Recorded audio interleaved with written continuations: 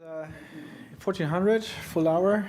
We don't have a lot of time because after this talk we have the General Assembly, and the General Assembly of the EPS is always a bit boring because we have this like a huge agenda to do, so the more time we have for that, the more boring stuff we get to do, the better.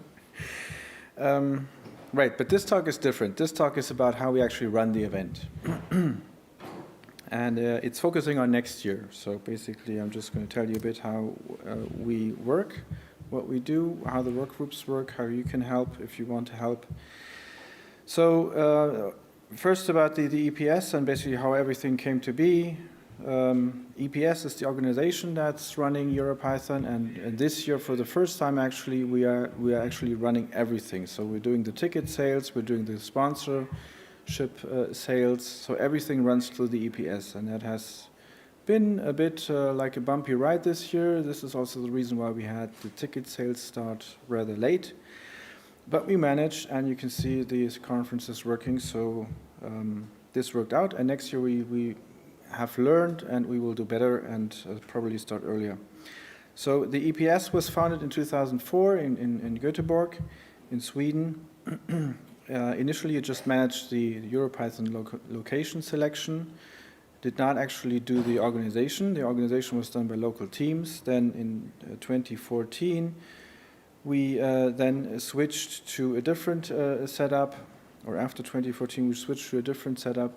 We started this work group concept, and we decided to build everything in a way that we can all work remotely, which greatly improves things and makes things more stable, because unlike with the switches that we had before, from one location to the next, where the on-site team was then also the local team, and we had a complete switch of teams between locations, there's next to no loss of institutional knowledge. So we all know how things work. We don't have to teach the complete team every single time, and it's much easier that way. So what does the EPS do? It runs the EuroPython conference. It provides support for the European Python community, and it protects the trademarks. We work using work groups. So what we do is we have basically split the tasks that you need to do for a conference into work groups. So for example, we have a sponsor work group, we have a communications work group, one for administration, one for doing financial aid, one for doing the program. I'm going to have a long list later on. We also intended to use this model to take away the financial risk from the local teams. Basically, what happens now is that the EPS has the full risk, so there are no local teams anymore. All we need to do is we need to find local accountant, which we're going to start earlier for the next one, to deal with the taxes, because we had huge issues. We started looking for accountants in January, and then we found one eventually, I think in March it was, and then we started the process of registering for VAT, and it took until June until we actually got the number, which is kind of strange because we want to pay taxes, right? So it's not like someone wants money from someone is, or we want money from someone. So it's kind of strange, yes. So how does the EPS work? We have a board. We have work groups. We have members, of course. The board members are typically also very much involved in the work groups. Usually they're chairs of work groups. The work group members don't have to be EPS members, but of course we'd like them to be EPS members. It's very easy to become an EPS member. You just apply, and then we have to vote you in to actually become EPS members. And all the EuroPython attendees have the possibility to become your EPS member, and also we have opened up this to basically everyone in Europe. So how did EuroPython develop? It started in 2002. We started with 250 attendees, very small number in Charleroi. But we did have all we had Guido there, we had lots of core developers there, so it was a really, really nice lineup. And then over the years we grew We started to hit 1,000. We went a bit above 1,000. And then for some reason at 1,100, you can see here, it kind of stopped. Which is okay, because this is a nice size, right? So we're not like a company that always wants to grow endlessly. And so I think this is perfect. So I drew up this slide here with an ideal timeline. So this is how we think it should work. Of course, in reality, it doesn't work like that. So, yeah. So we have an RFP process. RFP, I don't know if you know, is kind of like it's a commercial process. When you try to procure something, you ask vendors to send in proposals or bids for whatever you want from them. In this case, we want a conference center, we want a caterer, and we want to run a conference there. And so we go to the conference venues and the caterers and then ask them for bids. This we've done for this year for the first time. It went extremely well, so we're going to do it again. Then, of course, once you know where you'll probably be going, a few locations, then you start contacting local teams, because we don't want to step on anyone's toes. We don't want to have conflicts with local Python conferences. And then we go ahead and do all the setup. So we need to do the website, we need to set up all the tickets, and then get the taxes working, of course. Start the ticket sales, try to publish the schedule a bit early. This year we were really late with the schedule. And of course then in July we usually have the conference.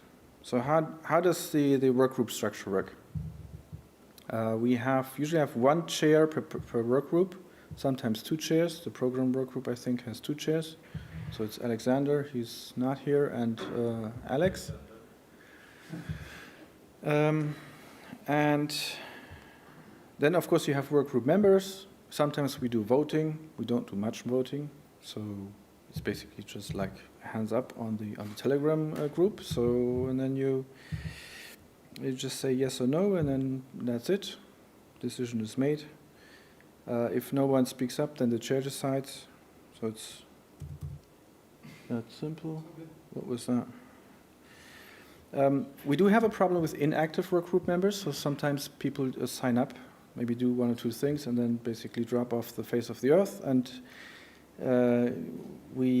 in the past, we left them in the work groups. What we do now is rather soon we just kick them from the work groups, because we don't want the situation to happen that they appear later on the list of the teams, because it basically makes it look like there are lots and lots of members in that work group. We don't need extra help. So it's basically a wrong impression that we generate. And we also don't want the people who actually do work to basically be put off by having people on that list who don't do work. So these are the work groups. I have 2 pages here for work groups. So we have an administration work group for basically doing the contracts, making sure that the work members are signed up. We have a finance one, which should be obvious, manages finances. Sponsors is responsible for managing all the sponsors. So if you want to help with that, for example, you have to do lots and lots of emails. Sylvia will know. You can ask her. She's been doing a lot of that for this year. Then we have communications. We need more help with that. Communications is about public communication, so writing blog posts, tweets, monitoring all the channels, and so on. Support is for helping the attendees, so managing, Jill did that, for helping the attendees on the help desk, for basically making sure that here on site attendees are helped with, and we organize everything that has to do with attendees. We have a financial aid work group, which does the whole financial aid process. So we have a budget, and then they do a call, and then they have a selection process in place, have to decide who gets what, and then they also have to manage how the actual refunding works for the financial aid. Then we have a marketing and design group, which is in charge of basically managing all the designs. What we've done in the past is we tried to do this ourselves, didn't work, so we got a designer. So now we have a good designer, and she does most of the design work for us. And then we basically just make sure that everything gets ordered correctly. from various vendors that we've now identified, so it's a lot easier than before. We have a program work group which is in charge of all the scheduling, all the talks, does all the the speaker interaction. This is also a lot of work. It's similar to the sponsors, but a little different. So speakers always have special requests, and they come back to you with lots and lots of questions. We have a web work group, which Arthur was mostly doing this year. So this is about managing the website, improving it, adding new features, and so on. We have an on-site team, which are basically just people that happen to be in the location where we run the conference, and they would like to help us. We don't have a lot of people in there. Same case again, lots of people sign up, but not really many do anything. So we had, where's Doug? Dago? He's not here. He was mainly helping us with that, and Mark Smith, he's not here either. Plus a few others. Then we have a media team. Media team currently is just Oyer, and he's not here, and he couldn't attend the conference. So essentially the media team is in charge of managing all the video recording and all these things. So basically I did this year to make sure that everything works. And then we have Code of Conduct work group, which is a special work group because it has a different setup. You cannot apply for this. We have to basically select the people, and we always have 2 women and 2 men in that group so that we can cover everything, and it works well. Right, so that's it for the work groups. The way we work together is mostly by mailing lists. Actually a lot of decisions are made on the Telegram groups as well, because it's fun, it's much faster, it's not so much email to read. We use Google Docs a lot, spreadsheets and so on for management. We have a wiki, but it doesn't work. Unfortunately the wiki provider shut down a couple of months ago, so basically the wiki is offline now. There's a lot of stuff in that wiki. We need to get it up and running again somehow. Something that's important to know: if you're chairing a work group, you're actually responsible for what's happening in that work group. So if your work group members don't deliver, then we beat you on the head because you have to deliver. So essentially, because when you run a conference, there are fixed deadlines. It's just a matter of fact. So we cannot extend those deadlines, and then someone has to do the work. And if you're chairing one of these, then so that you know what you're getting into. So any questions? We have minus 17 seconds left.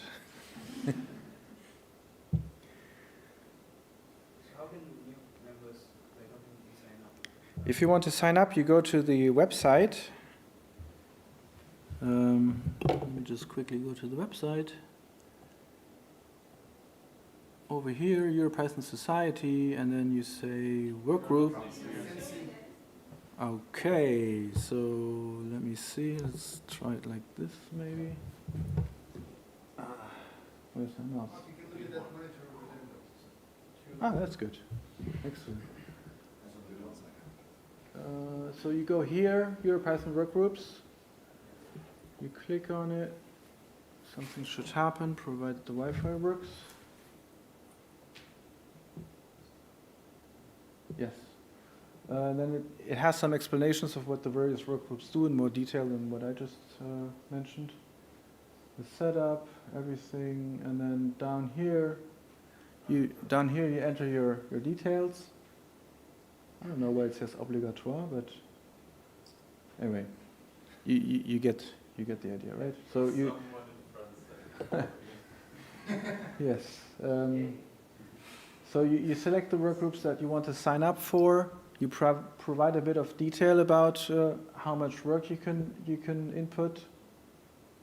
This is weird. Autre, it's French as well.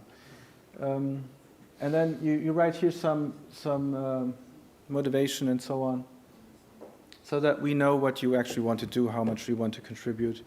And then this goes to a spreadsheet, and then every now and then we have a look at that spreadsheet, and then we contact you and sign you up. So that's how it works. Good. Thank you. So now the boring part. The General Assembly. You can stay, of course. One more question. One more question. How do you get the ideas for the different locations? Okay, the way that it works is it is by this RFP process. So what you do is we have a list of locations that list of venues that we contact, where we explicitly send the RFP to, but we also want to, this year, we also want to do it in a more public way so that venues can actually come to the website and then just ask for the material, and then we send it, and then they can enter a bid as well. So if you would like to see the conference in your city or in your country, then it would be great if you could just send us an email with possible venue details, venue locations. So we need at least a venue that can hold like 1,400 people. They have to have a caterer. They have to be available in July. And we also look at things like, for example, connectivity, whether the city is easy to reach by plane, whether it's affordable. We prefer to do things in places which are also have a touristic kind of touch to it, because it makes it more interesting for people to come. So those are the criteria that we have, and of course costs, right? So some places are just extremely expensive, we cannot afford. Right, that's it. Thank you. Thank you. So.